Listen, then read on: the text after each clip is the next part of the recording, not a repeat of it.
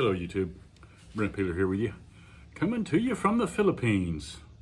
I'm here in Valencia, just up the road from Dumaguete City, here on the island of Negros Oriental.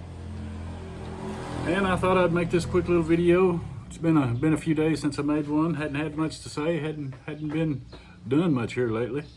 But I thought I'd talk to y'all. I've got an anniversary coming up. I've got June 27th. I'll have 6 years alcohol free. Hadn't had a drink in 6 years, folks, and for me that is absolutely saying something. I grew up in Oklahoma, where drinking is kind of a pastime, and I started drinking at a young age, and I just fell into that trap of drinking every day, becoming an alcoholic. Well, I'd say I knew I was an alcoholic, but I kind of denied it for years. And until finally I just accepted it. You know, early on, like I'd go to the doctor and they'd have those, are you an alcoholic test or whatever. Now, hell, well, the bad part about it is, hell, I'd lie on it and, you know, just tell them about a quarter of what I drank, and hell, they still thought I was an alcoholic. And some of those questions on the damn, the form, you know, they want you to answer yes or no, and they're clearly essay questions. You know, have you ever drank before? Have you ever drank before lunch? Well, that's not fair. That's not a yes or no question. Sure I have, but let me tell you why, type deal. And so I always had an explanation or a reason or a alcoholic way of thinking of why I was doing stuff. And then before long, I was drinking. I was drinking every day, and I did that for over 20 years. I was what I thought was a responsible alcoholic. I always had a job. I always had at least one job, and I went to work every day, and I didn't drink till I got off work. But as soon as I got off work, that's the first thing I did. I started, you know, I 12 pack of cigarettes every day. Later on, I graduated to an 18 pack of cigarettes every day.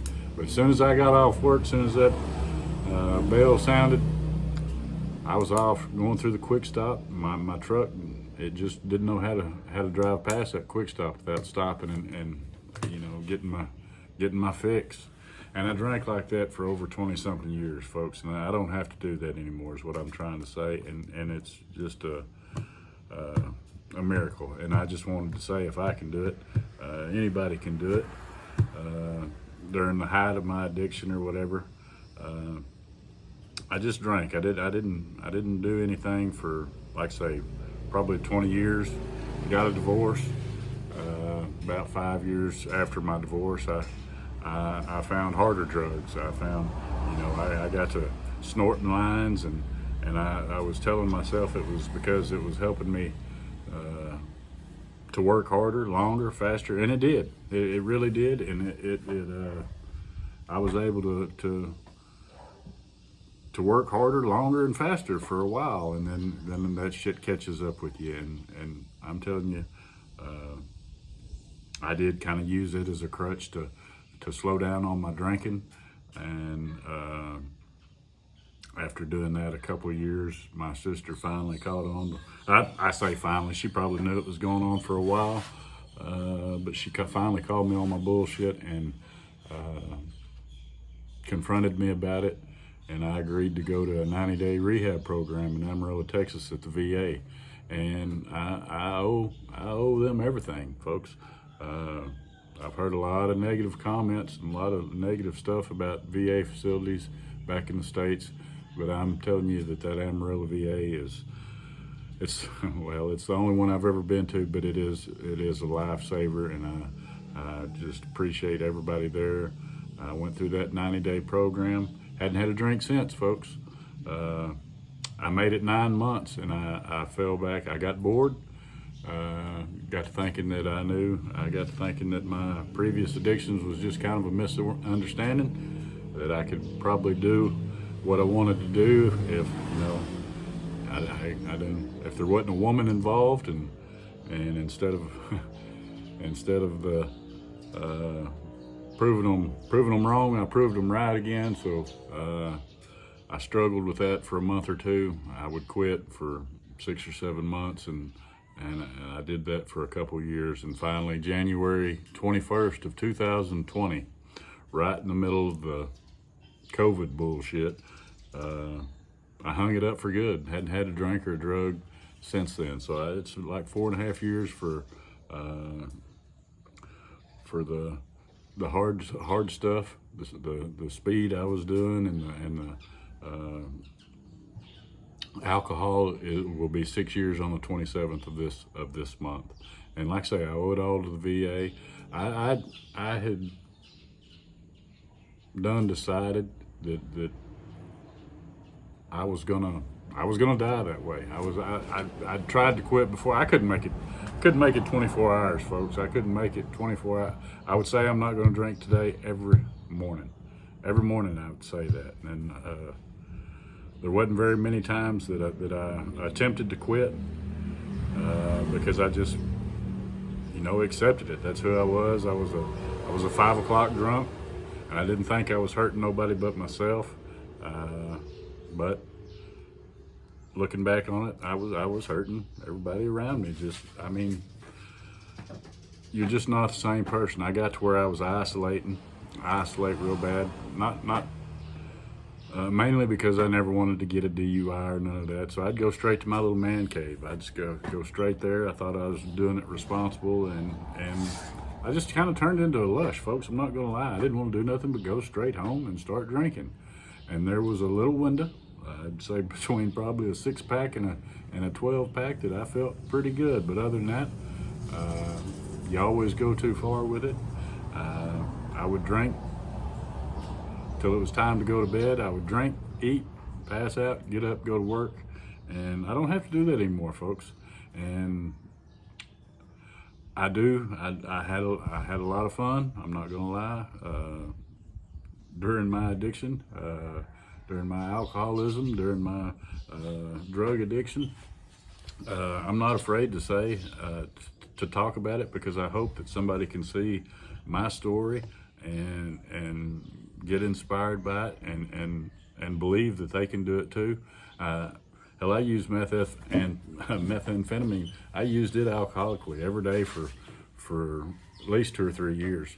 It's all kind of blurry to me because that was just what I did, and I turned it around, folks. I would never, well, first of all, I never wanted to leave my little man cave, much less the state of Oklahoma, or the Greer County, the state of Oklahoma, the United States. And then after I quit, it opened up a whole new world to me. I had to learn to do everything over. They say quitting drinking is the easiest thing you'll ever do. All you got to do is change everything. And there's a lot of truth to that, folks. I didn't know you could go play golf without drinking beer. I didn't know you could go to the lake without drinking beer, go camping without drinking. I had to learn how to do all that stuff sober. And it took a while, and it took me a while to get confident enough to realize I could do it. I watched lots of Locked Up Abroad, so I got all them episodes that play through my head, so I don't want to pick up nothing. And if you're thinking about coming to Southeast Asia, this is not the place to fuck around with. I'd say with the hard stuff anyway. Alcohols, they don't seem to frown upon it, but I know I can't do it. I know I can't take a drink. I'm around it all the time. It don't bother me. Sure, sometimes I miss it, but I don't. I respect it. I respect it enough to know that it had me, and I got out of it. I got out of the clutches of alcohol, and I'm not going to let it grab me again. So I don't drink. I've had to explain that to several people that just don't understand how difficult it is to quit. So after I went through what I went through, I don't want to go through that again. So I'm not gonna. I've always heard that you're just one drink away from starting it up again. So I'm not an ex-alcoholic. I'm still an alcoholic. I'm a recovering alcoholic. I hit AA meetings here in the Philippines. I've hit them in Mexico. So recovery is out there and available. And I've had people, come on my I did it when I first got to the Philippines last year. I did an interview with a guy here from Dumaguete. Everybody knows. I'm not going to mention, but just interviewed me and talked about my, where I come from, what I did, and I mentioned that I come from that background, and I had a few people the whole thing kind of turned into a negative type deal, and the only reason I mentioned it was to get the word out, because there's all kinds of people still out there struggling, folks. And so, am I ashamed of what I did? Of course I am, but I'm also proud of it because I overcame it. I've got 3 awesome kids, and I was able to go to my kids' school and speak to those young kids about the dangers of addiction of drugs and alcohol, and it's part of my story, and I don't run from it. I've had people leave comments on here. Oh, you look like you're still tweaking. Well, say all the shit you want to say, but please don't discourage somebody else from getting clean, getting sober, and telling their story. Giving some hope to other people out there, folks. There's a devil in the bottle. I don't see how. I can't imagine life. I can't imagine my life still going through that. I was a prisoner, folks. I was a prisoner to drugs and alcohol, and I know there's a lot of people out there still struggling. I'm telling you, there's hope out there, folks. Put the plug in the jug. It can be done. Come to the Philippines. Get out of your hometown. Do some exploring. And I know. It seems out of reach, but it's not. It's really not. It's doable.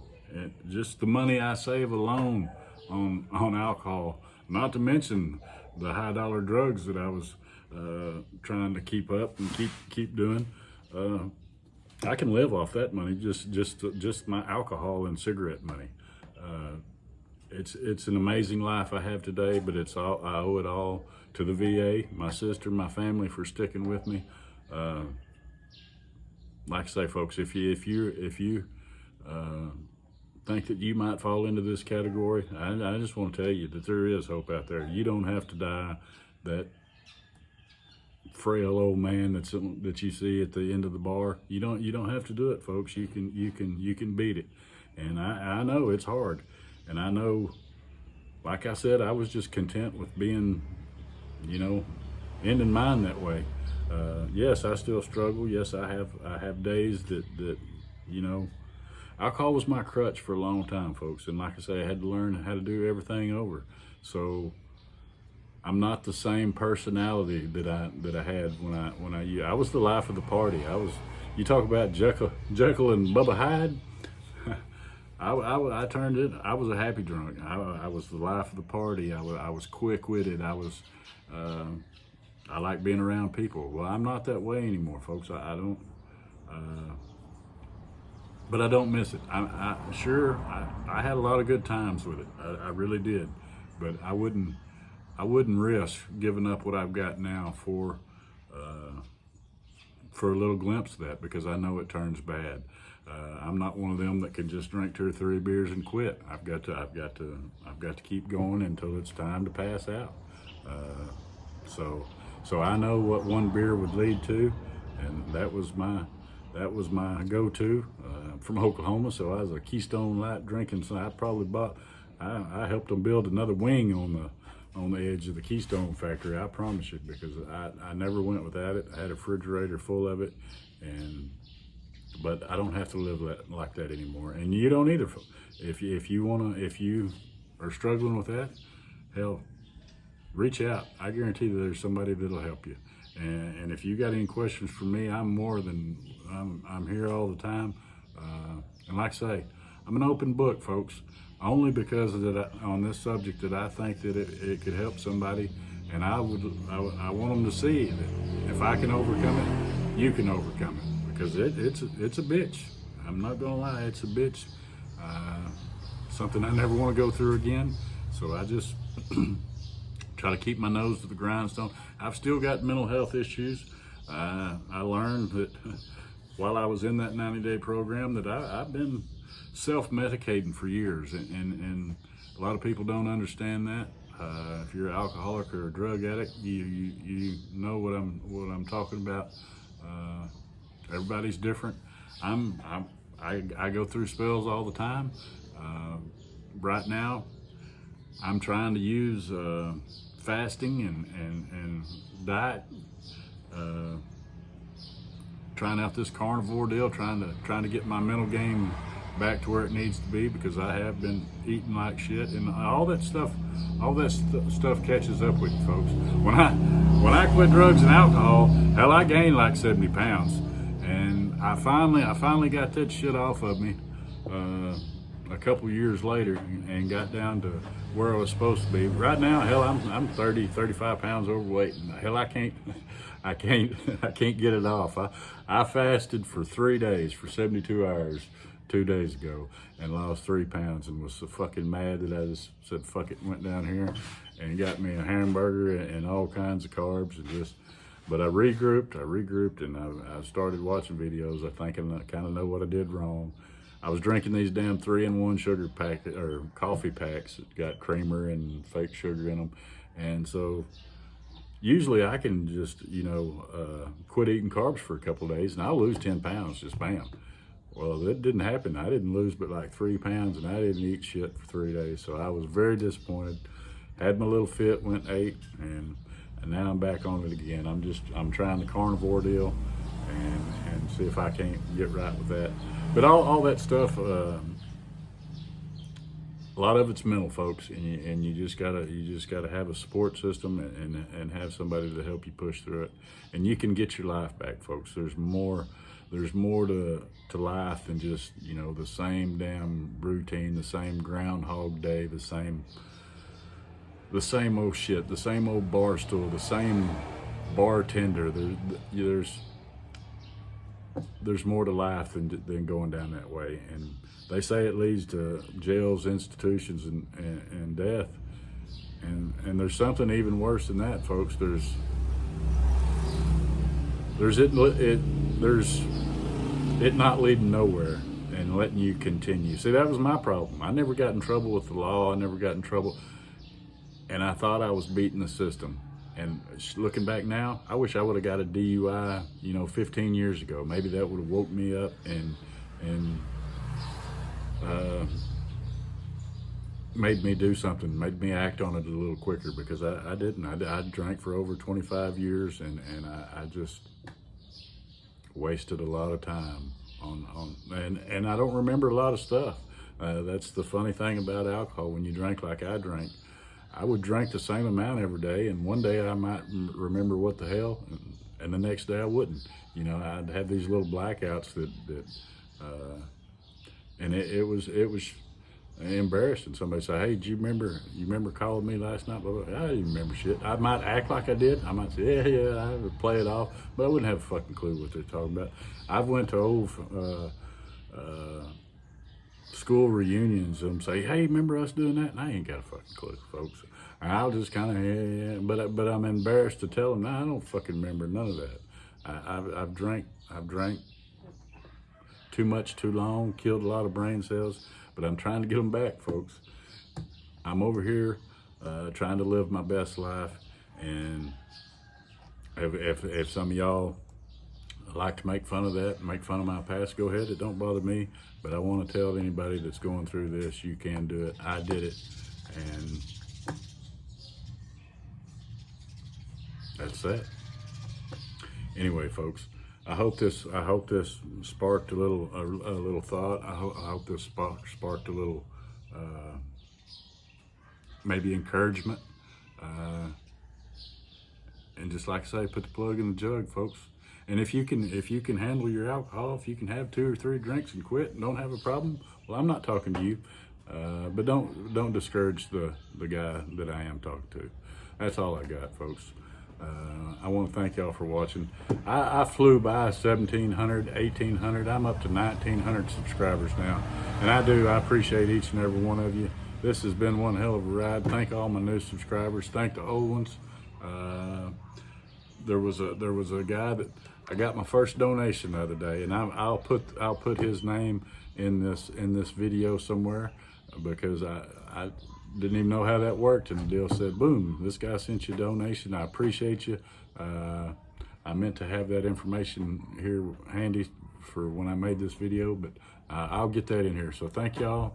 Appreciate you watching. This is Brent's Tripping. Peace.